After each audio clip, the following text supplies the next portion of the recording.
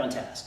So you're gonna set up just like you would if it were one bell with the handle between your arches of your feet. Just a little different because there's two and they're angled. And you're gonna sit your butt back, you're gonna go down to put your hands on them. We'll talk about breathing in a minute. And you're gonna get your shoulders down and back, push yourself away from the ground, boom, lock everything out.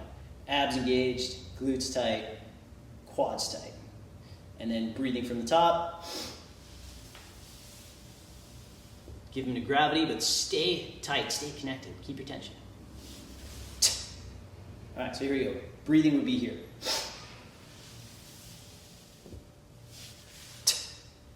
Cool? All right, so a mirror is okay here. So you can see kind of, where's your body position? If you've never done this before, how do you know if you're doing it right? This would be a good situation to play around with a mirror. Now, if you were to see this from the side, it's all the same. It's the same stuff, just a different load. And being that it's two kettlebells, we could load this further than we could with one bell. Kettlebells are only so heavy. They're technically, I would call them a small fish in the big pond of strength. Because to build a really big deadlift, or to build strength, we use bar and continue to make lots of progress.